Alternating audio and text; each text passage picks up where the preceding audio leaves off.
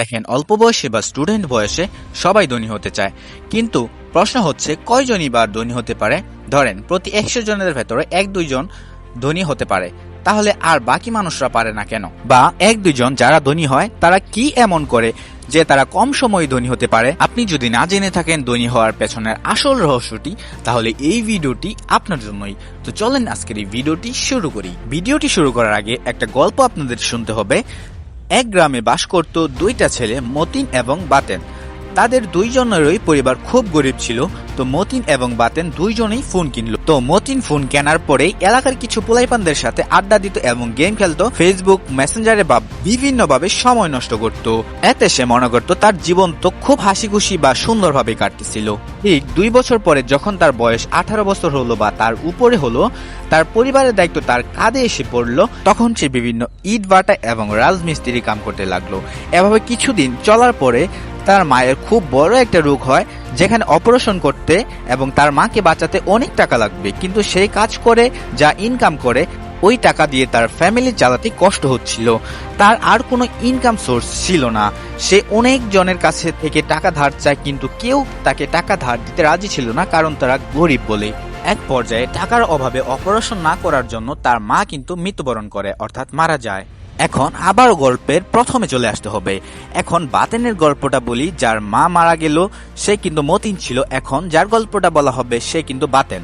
তো চলেন শুরু করি।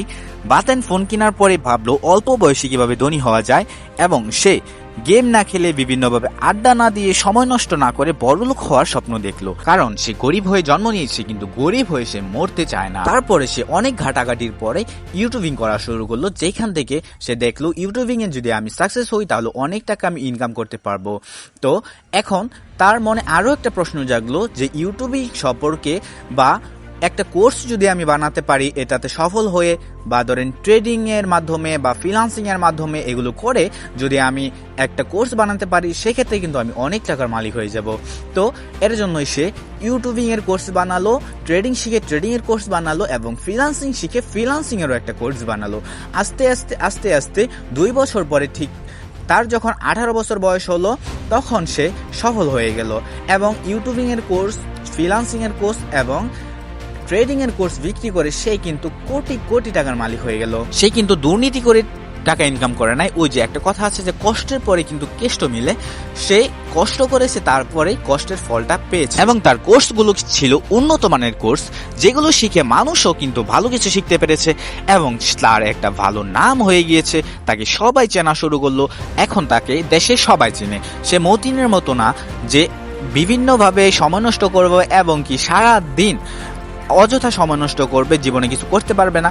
তার কিন্তু একটা লক্ষ্য ছিল যে আমি গরিব হয়ে জন্মগ্রহণ করেছি, কিন্তু গরিব হয়ে মরবো না। সেই জন্য বলি, আপনারা যারা যারা মোবাইল ফোন ইউজ করেন, মোবাইল ফোনটাকে আপনি ভালো কাজে ব্যবহার করতে পারবেন, আপনি খারাপ কাজেও ব্যবহার করতে পারবেন।